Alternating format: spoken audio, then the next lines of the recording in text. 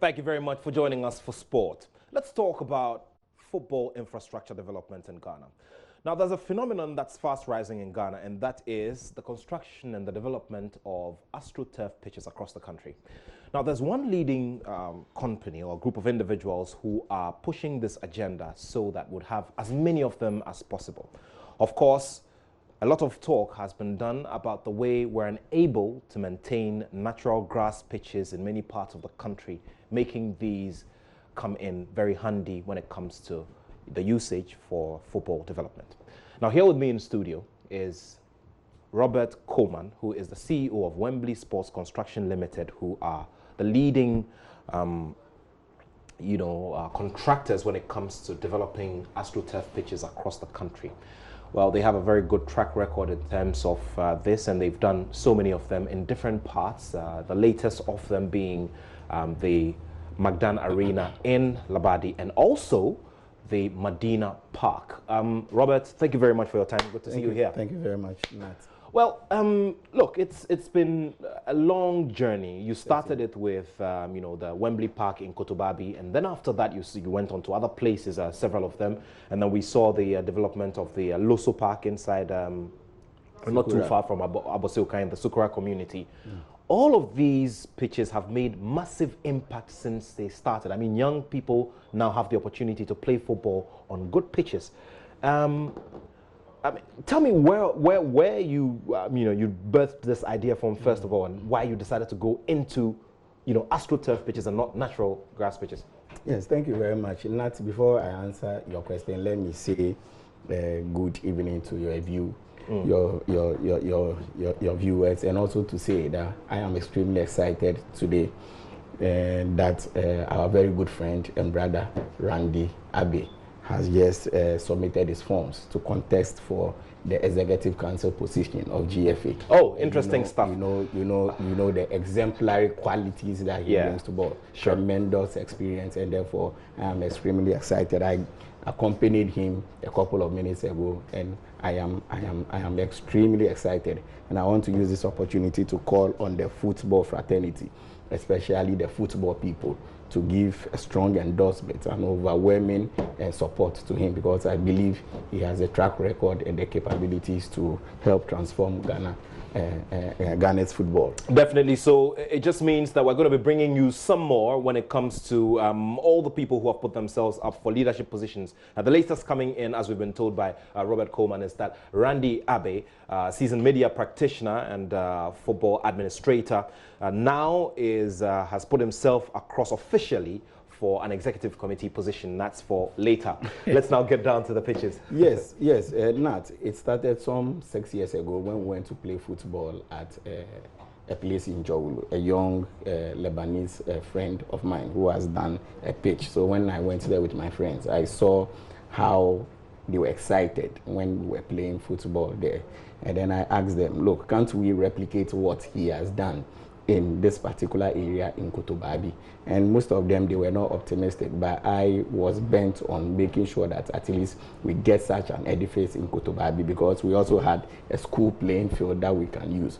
So I quickly approached the Metropolitan Chief Executive, then Honorable Alfred Okovandapoy, together with the school authorities. We signed an MOU, and then I had to speak to the gentleman who has done the pitch. He then requested that I go to Turkey with him. We went there, we sat with them, we signed an MOU, and then we started construction. So we were able to send about 4 young men from Turkey to go and learn the construction, and I had to sponsor them. We were there for about 6 months. I also joined them. We were there for another 3 months to study. Then we met with Asamoah, who also wanted to do AstroTurf before, because he came to Kotobabi, saw the quality of what we have done there. So we signed an agreement, and then we followed up with There's something I'm interested in. Yeah, Academy Park. Yes. Park, yes. There's something I'm interested in. I'm just, you see these pitches and you think that, well, I mean, you could just go out there, go to the US, go to Europe, go to different places in the world and just purchase the grass. I mean, get a base on the ground and do it. I mean, are there any standards that we need to know about regarding the grass and the quality, as well as how it should be done? Certainly, there are processes that you need to follow, meticulous processes. You miss one, and then you miss everything. And FIFA also have companies that they have approved and sanctioned for the manufacturing of these grasses. We have over 750 companies that are into the construction or the manufacturing of these pitches. But FIFA has 9 companies, and they have also preferred producers that they have sanctioned. So we buy from FIFA's #1 producer, that is CC Grass, and then Hatco in Turkey. And then the construction stages is also very cumbersome, and you need professionals to handle it.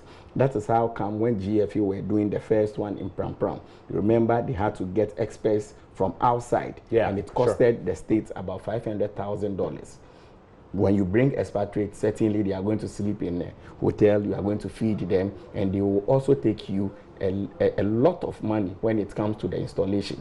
That is what we want to walk away from, and that is why we took people to take it to go and learn the technology. So it is not easy like the normal grass pitches that you see. The construction stages has to do with a lot of, first of all, you need to cut the unwanted materials, then you bring laterites before you bring the gravels, and you have some thickness that you need to do, after which you bring the 10mm chippings to, then also you lay the grass before you bring the river sand, then you introduce what we call the cocks or the granules. The time is not our best friend right now, so definitely we're going to make a lot more time to do all of this. The other time I also noticed when we visited one of the pitches with our cameras that, you know, the rain comes in and everything just goes away nicely. Well, there's one of these pitches in Medina. In recent times, it has come up for debate because the youth in the area are contesting the size of the pitch. Now, educate us as well on that particular situation and whether you fall, because FIFA definitely does have a range within which we're supposed to fall. What's the situation with that, and what are the measurements, and do they fall within the FIFA range as well, before we wrap up? Yes, Nat, let me say that I was awarded a contract in 2017 to do Medina, Chebi, and Wali Wali, and they gave me a range that I need to do, and that's exactly what I have done. You know, FIFA has ranges, and from 45 to 90, we have 90 to 120. What we have done in Medina is 92 by 62.5, and it falls within the FIFA range. Nat, knowledge is light, and light is illumination, and we need to educate the people. We brought GFA Technical Committee, Otia Kente himself, he was there. The Minister for Youth and Sports also sent Dr. Usu Ansah to come and look at the dimension and look at the quality of the turf, and they have all certified that it falls within the FIFA range. So there's absolutely no problem. Interesting stuff there, and we see pictures of those kids. This is something we'll be discussing later on in our other, about the impact that the situation of these AstroTurf pitches are making in the communities. But thank you so much for making it here today. We surely are going to be doing some more on this phenomenon of the development of AstroTurf pitches in various communities in the country. Thank you very much for watching Sport. There's more here on Pulse. My name is Nathaniel Atta, and I have love for sport.